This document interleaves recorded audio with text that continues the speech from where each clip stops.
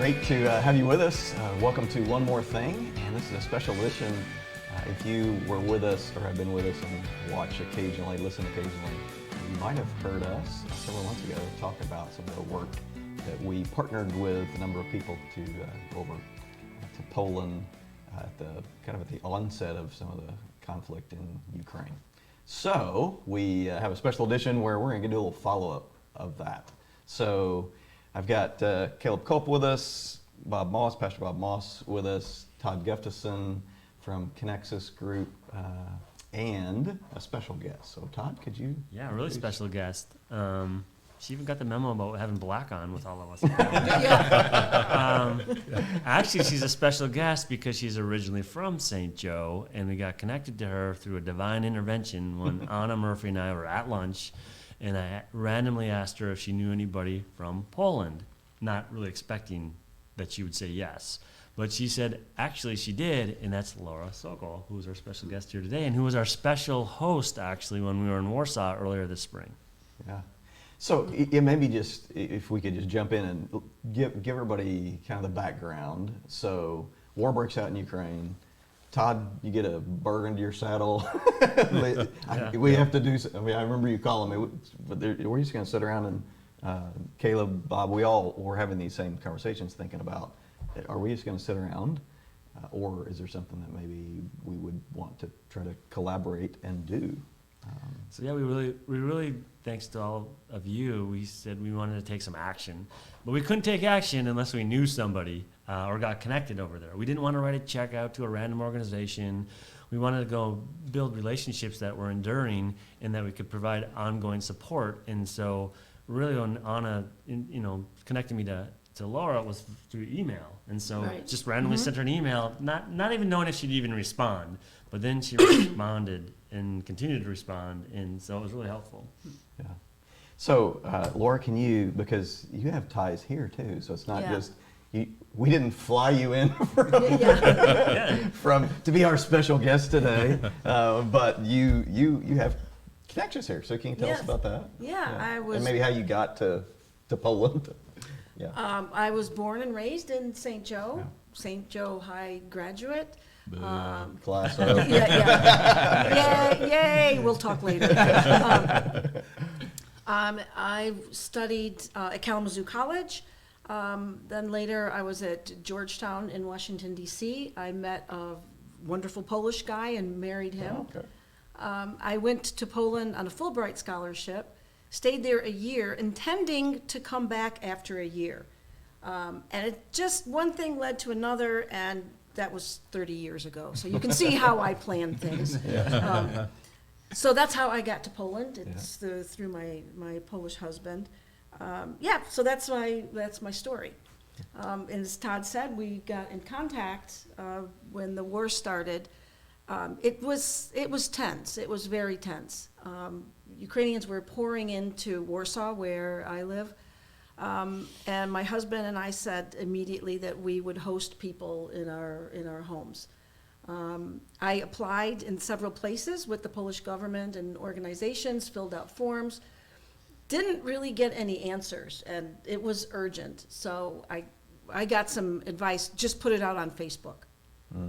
So I did, and that's how I wound up having guests coming to stay in my house. I think it was around 8 or 9 people total over a period of 3 months that came and stayed with us for different amounts of time. Yeah. So I was just doing that when Todd got in touch with me and said, "We're on our way." So so those people had come. You had people when he began to kind of correspond. Yeah, I think it was kind of at the same time when Roughly, when people started to arrive in my house. Yeah. So Bob, maybe you and Caleb, can you give us just a little perspective? Neither one of you have been to Poland, right? Right. So you have some perspective. You might provide some color commentary. You go for the first time. Here's what's going on in the world. What was that initial kind of showing up there in Poland like? Go ahead, Caleb. Yeah, I think it was interesting from the perspective of someone who, number one, it's been years. I think we'd gone on a trip to Barbados was probably the last time I was out of the country. And it was interesting just from the perspective of going into a space that you don't really know anybody besides Laura, experiencing the culture, not knowing the language, and at the same time seeing and walking through places where you're seeing refugees from war, or displaced people from war. So I mean, it was shocking. The whole trip, I think I collectively got a couple hours of sleep just because you'd come back each day and you just have so much to unpack. To me, it was not only life-changing, I think it was heart-changing, and it was a growing experience for me. Yeah, and I would add that what Laura already referred to is that we began to see what the impact is when ordinary people take it upon themselves to say, I need to do something to help. And so through communities and neighborhoods and people like Laura and others who were energized to say, we'll open our homes or we'll do what we can. Laura took us to a supermarket, kind of like a Costco type place. And we just filled up carts and we took them to a distribution center. I mean, carloads. We loaded up the cars so much that we had to get an Uber to follow the groceries, and we were able to deliver those things to this help center, which was also organized not by a government agency but by ordinary people who were making a huge difference. And we see a little bit of that in our own country right now, where the disaster that just happened with the hurricane in Florida, ordinary people stepping forward saying, I can help. And that kind of inspires the human spirit, really it does. Yeah. Well, Laura, what was your impression? I mean, you didn't know us from scratch. To be honest, I was a little suspicious at first. I didn't know anything about Connexus, where you were coming from. I trusted you because Anna had put us in touch. But I was like, these well-meaning Americans who don't speak any Polish, they Yes. don't know the country, they don't know the culture, they don't know Ukrainian language or culture either. What the heck are they going to do here? That's right. So, I just put you in contact with organizations. I just did a little bit of research, but I really was a little skeptical what you were going to do. And I was pleasantly surprised when I saw that, you really had your act together and you were coming in and you knew that you needed to do research and look at the needs. And it wasn't like we're, Americans that come crashing in, throwing money anywhere. You came in and you studied needs and said, this is what is truly the best. This is what we need to research, what benefits people here. And I really respected that. Todd, could you maybe the dollars that were raised, because a number of people that are listening were a part of that just broad swath of people that helped financially, just maybe some of what that went to ultimately. Just give it a little. Yeah, but I mean, one thing we want to do is say thank you. Again, I know we've said it, we can never say it enough, but for those that donated, family, friends, members of the church, random community members, people that have called randomly or emailed randomly to say, we saw what you did in Ukraine, we want to donate. And that money went really through our research to a family, to supplies and food, to shelter, clothing. We donated to a few groups that were over there. We still have contact with them or relationships. And so that's accomplished what we wanted to do, right? We wanted to establish a relationship and be it meaningful and very surgical in where the resources went versus just randomly passing it out. And so if not for Laura and her knowledge and familiarity with the communities, it probably wouldn't have been as impactful.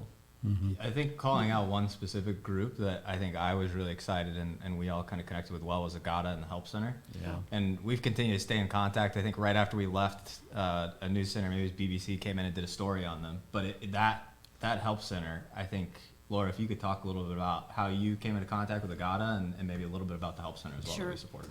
Yeah. The main reason was they're in my neighborhood. So it was easy for me to, load up the car with groceries and drive there, not driving, halfway across town and taking it my whole day. I needed a few hours, but I could, get some muscle, otherwise known as guys, that would help me, pack up the car, bottom to top, and drop it off so we could do it in a couple of hours. So that, and I just drove by and happened to see that there was this aid center. So it was really just because it was in my neighborhood. But once we got there, I think the attitude of the volunteers is what really went to my heart. Every person that came in there felt special and was thanked by the group of volunteers. They really know how to motivate their volunteers. Yes. But also the people, the Ukrainians who were there. I just remember the very first day that I went there. I would go every week and drop off a carload of groceries. The very first time we went there, I was with a friend. We were carrying groceries in, and we went through this crowd of people who were, women and children, a few elderly people, waiting very politely and calmly by the door. And they would just, part and let us through as we were carrying all of this stuff in.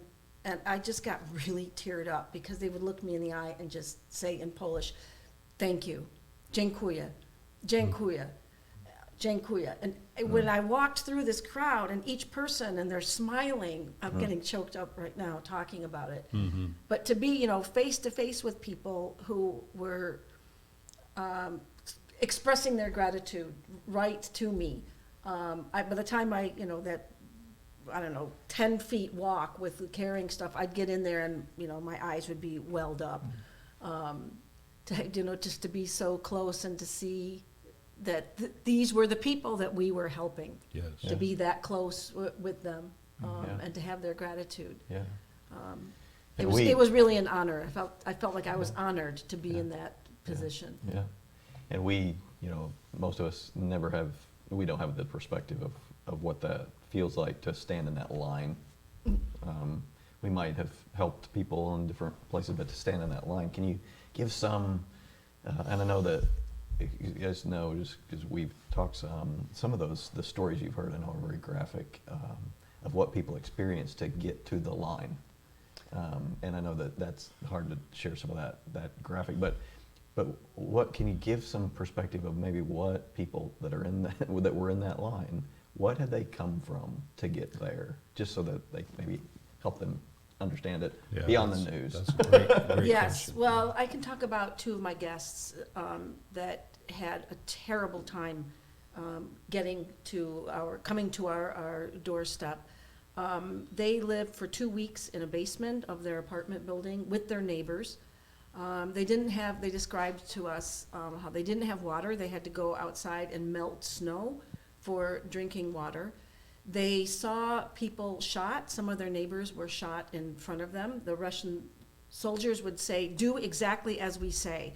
And if they didn't, they would just shoot them on the spot. And they described how they had to step over one of their neighbors' bodies to get back into their building to go to the basement. They saw Red Cross come. The driver was shot, and they took all the supplies from the Red Cross bus. And they could see them sitting and eating the food that was brought as humanitarian aid. Then when they would be lined up and told to hand over everything, they don't know why, they let them keep their documents, their ID. They don't know why. But they wore their jewelry in their underwear, which he showed me afterwards, and I said, "I don't need to touch it, thank you." Then they got on a bus, and they were, I think they had to get off the bus several times. And if anybody did anything that the Russian soldiers, if they did anything but what they were ordered to, they were shot on the spot. One of them pulled out a piece of shrapnel. It was removed from his leg by his partner, who's a doctor. And we were like, "Well, did you have any alcohol?" Or he said, "No, I had my fingers." And he pulled because there was a bomb, it went off, and some of the shrapnel went into his leg, and he pulled it out. And he wears it in a necklace now. Wow. They were traumatized by this. And there are other stories that were awful. They saw and heard men and women being raped. they were traumatized. One of them arrived, he had glasses, pretty thick glasses, and he said, my eyesight seems to have gotten worse. I looked up PTSD, and PTSD can affect your eyesight and make your eyesight go blurry. So with some funds I had, we got him new glasses, we got the doctor a new computer to go back home with. They were the most wonderful guests. They cleaned everything, they cooked, and they said, we have no money, but we have our hands and our hearts, and this is how we want to repay you. And they were I missed them the minute they were gone. They're the most wonderful guests. It was so rewarding and gratifying Yeah. to have them there. Yeah. So if that, Very if that touching. was, yeah, that, so if that's then, and now, months have passed, can you tell us kind of what's going on in Poland now, in Warsaw now, as far as the, people that are there or not there Right. anymore? What's kind of what is it today? Well, I used to see a lot of Ukrainian women and children and few elderly people on the streets, just kind of hanging out, exploring. I'd see much less of that now. There are a lot more Ukrainians working, like in restaurants or stores. I hear Ukrainian accents, so they've learned some Polish. So they're integrating into society. I also know that there's still a problem with accommodation, long-term accommodation. Landlords are hesitant to rent to Ukrainians because they don't know if they can pay the rent, for long-term, will they even stay long-term? So that's one of the biggest problems now, is where are these people going to live long-term? Poles, I think, suffer from compassion fatigue. Like people like me, you have them in your house. The costs of living are rising. Inflation, food prices are going up, energy prices, all those prices are going up. So it costs to have guests stay long-term with you. And Poles are hesitant to have somebody in your home for long-term. It's the economic situation is going to go downhill. It is going downhill.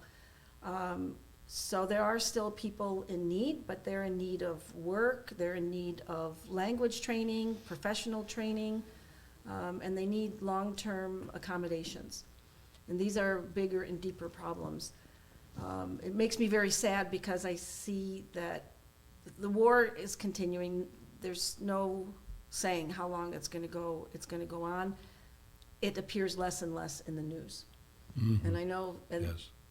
I don't want people to forget that now that the emergency part, now I look at it, I think that was kind of the easy part, getting Yeah. people food. That was kind Yeah, of easy in the short term. Yeah, compared to what's going on now. It really takes commitment to stick with it and continue the support and aid that people need so badly. Are you hearing Yeah. from any of the families that went back to Ukraine and what the needs might be there? Well, two of my guests are back. The other ones have gone other places. They've gone to France, Italy. A couple of them stayed in Poland. The two that went back to Bucha, they said that prices are rising so quickly, their salaries do not cover the cost of living. And one of them is a doctor. I mean, doctors don't earn like they do here. And that's back in Ukraine? Yes. Okay. Mhm. And Bucha was where the massacre was. Yes. Yeah. So they came from the massacre. Yes. Yeah. That's the deep trauma they experienced. They couldn't believe that they were alive, and they couldn't believe that they were going back there. But they say that prices are very high. Life is kind of normal. There's some public transport, restaurants are open, some cafes are open, but everything's extremely expensive. They rented or borrowed an autoclave to jar fruits, vegetables, and meat for the winter because they expect that food will not be available. Their apartment was destroyed by the Russians. We sent them a power drill and a toolkit. It was delivered by a private person driving because it's just not available. Those type of supplies are not available. Construction supplies. So they're definitely struggling. there in Ukraine. Kids, Ukrainian women with kids, they don't want to go back to Ukraine because their kids are now in the Polish school system. So they don't want to go until they know that their kids can go back to school. Wow. And are there still people coming out from those kind of war-torn areas? Are there? Less so now, because there are safe areas in Ukraine that they That can go to. first, Yeah. yeah. And a lot of them would prefer to stay Yeah, in Ukraine. yeah. You know, it's Yeah. their home. Sure. Yes. But people are still passing back and forth through the border. It's hard to say how many, really, because people go back and forth, and how many stay, how many don't. Yeah. And Warsaw absorbed the most refugees, right? In Poland, yeah.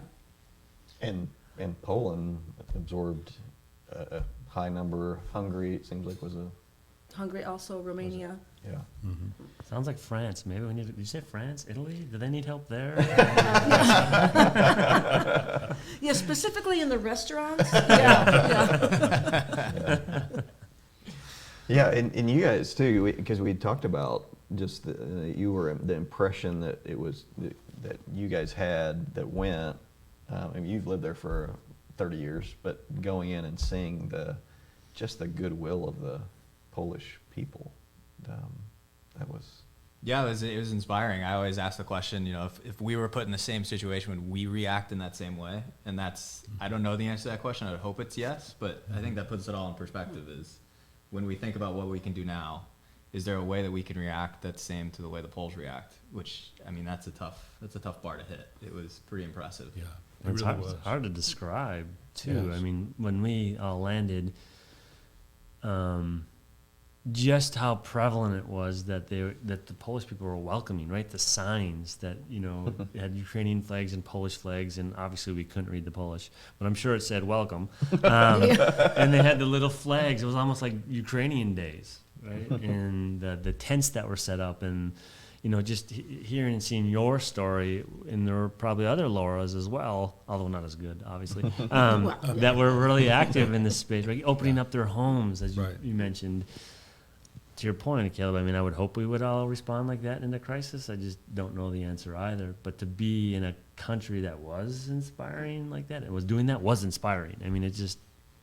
Yeah, the orderly fashion in which people put together aid and assistance, whether it was from an agency or whether it's a group of citizens coming together, it left us with a feeling not of chaos in the streets, but that people had organized their efforts and were working consistently to help their neighbors, and very inspiring to us, because, you know, we only see the news here in the United States, and so you have this imagination in your mind of a scene of chaos. But even at the bus terminals, to see how citizens were there with clipboards, they were welcoming people who were coming off these buses and directing them. And, you know, the other center that we went to that was near that bus terminal was incredible, the work that had been organized there to help people. I always share that picture that you captured when we were walking back. We were at the east train station. Yes. Pavel, your person, had taken us there, and we were just roaming around, right, trying to get a sense of the people that were arriving. And then we went into the tent where they needed to register. And met with some staff there, but then on the way out, Bob captured really the essence of our trip, which was a young mom with her young child, and the young child was kind of looking back, and you kind of got the face, and you got a sense of everything that we had been seeing. Of here's someone who didn't know what they were doing, where were they going, what was going to happen, and you could almost feel the anxiety of there, which was an affirmation of why we were there, to help with that. So. Yeah. And, you know, and we're at the forefront too, actually, if you think about it. The hotel we stayed at was in the center of Warsaw, and so we started, as our week wore on, we started to see more and more Americans coming, and others, right, in, was it military, World Kitchen, churches, and so we were we've kind of felt like we were on the forefront of that. But to Bob's point, as we were visiting these train stations, the Polish people were so organized. There was a check-in point. There were people with yellow vests, and here's a Ukrainian speaker who can help you. Oh, by the way, here's some food. We know you're probably hungry. And what do you need? Okay, we'll make sure you get passed on or find a place for you. That was amazing. Yeah. Truly. Yeah, and so can you, Laura, maybe give us a sense of what what's going on now? That are there ways that help? I know you kind of mentioned some help or some things that are still those ongoing needs, but any sense of what the needs now? Any ways that normal people like us could continue to be engaged or? Well, as I said, it's long-term accommodations that people need who are staying in Poland, job training, language training. In Ukraine, there are supplies are needed, everyday household things. I don't know, exactly what it is, but, like tools or kitchen supplies, food, it's going to be really in short supply. According to my friends who are there, they're concerned about the food supply, what's going to happen. Clothes, not so much, because a lot of that's coming in from aid from other countries. But to replace what, in apartments, lamps, these types of things, linens, things that were destroyed in apartments in bombing or looted by Russians. Electronics, computers, that kind of stuff is in very short supply in Ukraine now. Yeah. And Todd, you were a point person to help get some of the efforts here organized. What are your thoughts moving forward? It's kind of funny. I was thinking back to what Laura you were just saying about you're kind of skeptical. Who are these people? Are they organized? I was reflecting and going, I never thought that. I just always felt it was going to work out. A reliable connection, but I never thought it may not have worked out. But I'm glad it did because it gives us an opportunity for another chapter with you and the work that you're doing and seeing. And so I know that we've been discussing. We want to bring David too. I got to hook David along with us.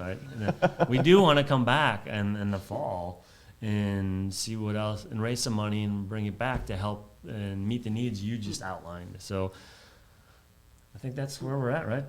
I look at Bob because he's also he's like the grandfather of the grandfather. No, I say that in an affectionate way. Yeah. Right? Okay. Good. Because when we sat in Warsaw. And in the mornings we'd get up and we knew we had a very busy day. Often we didn't even get lunch because we were so busy. Bob was really a calming effect. Like, let's think big picture. How can we help? How can we maximize our day? And I think that was really important. And you've been talking about that. Like, hey, well, if we go back, let's emulate that to some degree. So, I look to you for guidance, I guess. Yeah. Well, thanks. All right. You guys have any other thoughts, Bob, Caleb? Yeah, I think it's going to be important. I mean, it's really easy to say, like, it'll be different. We're not just going to parachute in. We're not just going to do it once. This will be different. It's really easy to say that. It's much harder in practice, I think, to flesh that out. And so part of the challenge has been making sure that we're staying on track with keeping connected with people and making sure we're meeting a need. And just to Laura's point, that needs to be met. We're not just meeting a need just to meet a need. And speaking of that, Agata, right? So your relationship with Agata and continued communication is really important. So that would be one group we would go back and see if we could support. Laura, maybe there's others that you've identified. Caleb hits on another really important point. I want to just amplify or echo, which is compassion is a leadership sport. Right? God wants us to take action. It's easy to come up with all the reasons why you can't or shouldn't do something or you don't know what to do. It's if you really believe in something, ask the question, what can I do? Who can I connect with? Mm-hmm. And it's the sustainability piece. We tend to realize that we're shaped by a news cycle culture, and the needs of people continue. Like we hear, I'm using as an illustration, the recent hurricane in our own Florida coast. So we hear on the news, this is the worst of the disasters to have hit to make landfall in decade since Katrina. And so everyone's, wow, that's really bad. But the news cycle will quickly move on, and the people who are experiencing the devastation will still be experiencing it. Well, in like manner, this war is dragging on, it's grinding down, and the people who are hurting are maybe going to be hurting even worse than they were at the beginning, because there was a rush of compassionate help at the beginning, but then people experience compassion fatigue. They get distracted by the next news cycle, and the people from Ukraine who are refugees are still hurting. And so for us to sustain what we began is really important right now. Yeah, yeah. Well, that's a good way to maybe summarize our conversation. Laura, thank you for being with us. Thanks coming all the way from Poland to be with us today. Yeah. And maybe visit a few friends while you're here. Yeah, I worked that in. Well, the side purpose. thank you so much for having me, because this is close to my heart. Yeah. And it's wonderful to be here and talk to you all about it and keep it alive. Yeah, Because as you say, the war goes on. yeah, Mhm. yeah. And again, thank you for joining us today. Thank you for the support that you gave us. We'll link ways and talk more about ways that as we flesh out plans, we'll talk more about that and get information out. So again, thanks everyone for being with us today on One More Thing.